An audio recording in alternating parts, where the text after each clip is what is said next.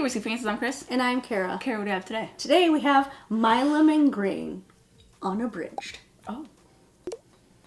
Do you know about this? Okay, so this is a special collaboration from Milam Greene and two individuals over at Flaviar. I believe a cocktail historian and a spirits and cocktails advisor / advisor, yes. Oh, the whole book in here. Oh, yeah. It's a lot of words. They give you a little book. A lot of words. That's helpful because it's unabridged. And so it gives the bio and the background on David Wonderrich, Noah Rothbaum, and Heather Green. So they came together, did this blended project.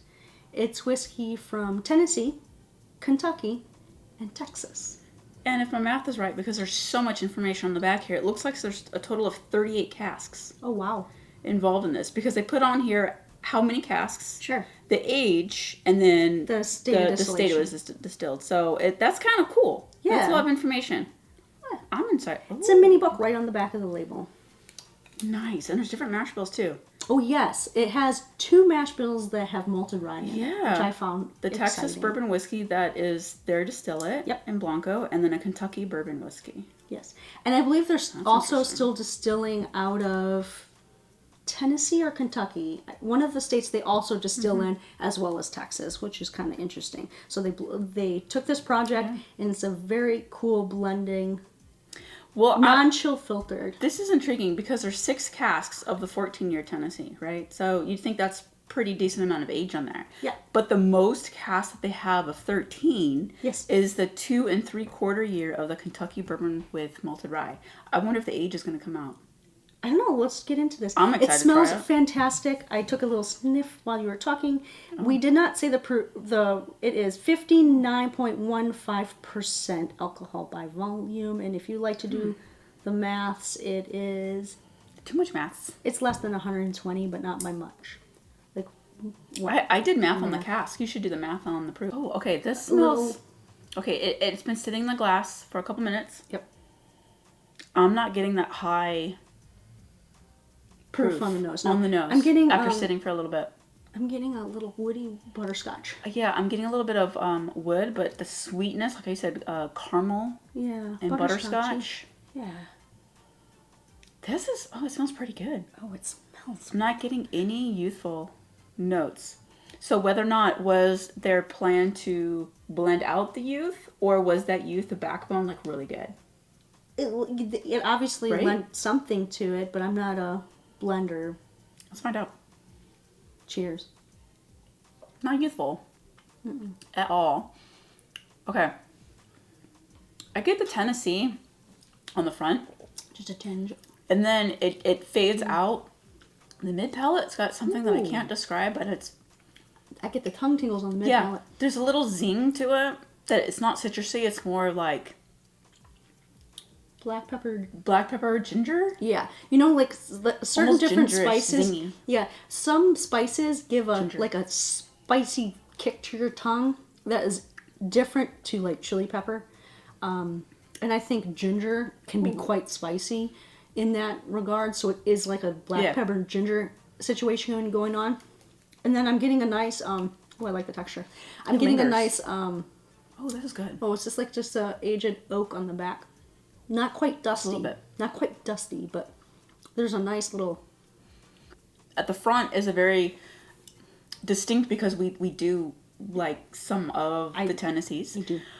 But it is not very prominent. No, it's not overly So if salami. someone who doesn't like that, you're not going to be offended by it at all. It just has that sweetness and almost not like the nuttiness, but like sort of like that dusty shell. Dusty quality. Yes. And that's how it starts, with the honey Oh, yeah. sweetness and the caramel right there. yeah. And then it's very short, and then it goes to the black pepper, some little spicy bit of mint. oak, and then it has a little bit of spice. I'm not getting the mint. You are. I got mint earlier on the nose when it was when it was opening it up, but it wasn't smelling like mint. It reminded me of when you smell Got it. a pile of wintergreen candies.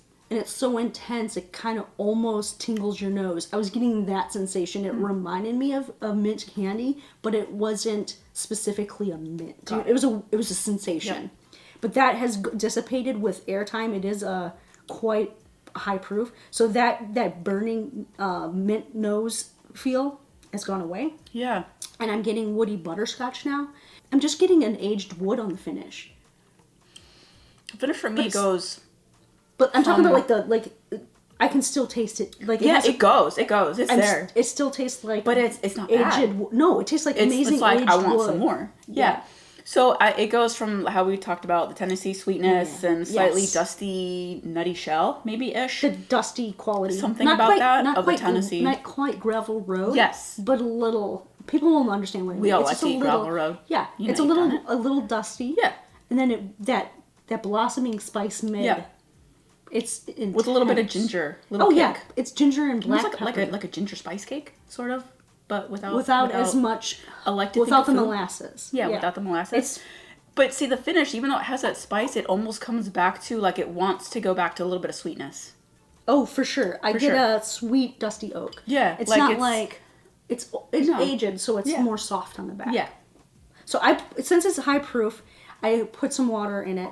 Now, I really enjoy putting water in different scotches because I just feel a lot of scotch accepts water very well. My experience with higher proof bourbon is I don't have as much success adding water to higher proof bourbons as I do scotch. So I'm wondering if her previous career and influence of scotch, and I know she loves scotch, and she's not shy about adding water to things, so that's why I added water to this bourbon. Okay. There's just something about the quality on the palate that I feel like it will accept water really well. Okay, well, try it. It hasn't had a lot of time in the glass, but let's see if it changed the nose. Okay. And I put a good 10 milliliters of water about. It's increased that butterscotch. Ooh. Yeah, so I'm getting more sweet. Oh, that is so super sweet. It's like walking into a candy shop. Yeah, so I'm getting super sweet candies on the... Oh, I love hard disc butterscotch. Oh, those are so good. Yeah. So that's what I'm getting on the nose. Oh, that smells good. Yeah.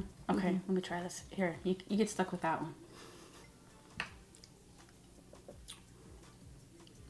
Oh, okay. So it extends that front palate. So that beautiful sweetness in the front, it prolongs the sweetness. And then you get the spicy. The spicy doesn't kick as hard. No. Doesn't kick as hard. That right there drinks more. Okay, that's like candy in a glass right there. I like that. So if you like the spice, don't add water. It still has this pepper in there. But it's so I'm getting the ginger pronounced. Kick. The ginger kick is kind of faded, which, okay, it prolongs the butterscotch. I love that butterscotch. So adding the water, for me, love it. Okay, this sounds really weird. Do it. It extends the finish for me, too. It extends the sweetness into the wood finish. Got it. So it basically takes all of the sweet notes and spreads it across the whole experience as opposed to tight. It opens it up. It's a candy shop. It's delicious. So I'm glad I added water to this. I had a feeling it would accept water really well because of the back end. And it still holds in the viscosity, too. It still has a beautiful texture. Yeah, it does. And it is at... like we said before, 59.15%. So, I mean, I didn't dilute it that much. Yeah. It didn't pull it down too far. So we still have all that texture and that flavor. It just extended the sweet experience, which I kind of love. Yeah. So, I like both, and I wouldn't have been mad if either of these profiles were in this bottle. But what's cool is we have both because they chose to have it unabridged, undiluted, non-chill filtered. It's actually one of the few bourbons or whiskeys that you add water to that does hold up. Because usually, like, you lose what you love, and you gain so much of what you didn't like. That experience happens to me far more in bourbon than it does scotch. Yes, so that's why I did this, because of Heather's background.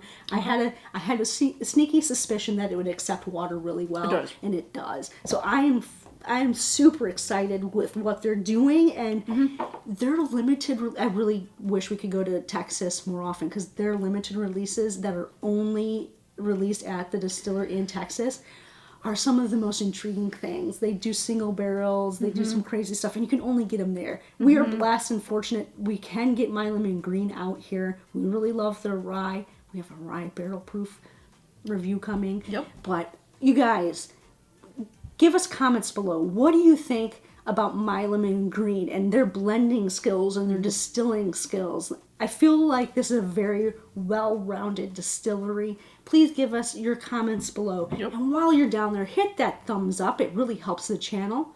Subscribe to our channel if you like what we're doing. Turn on those notifications, and you can join us in our next video. Well, yeah. I don't know I'm about bored. you, but I fancy this whiskey. Like, we have a whiskey and a candy shop in a glass. ugh, That's awesome. I fancy. Cheers.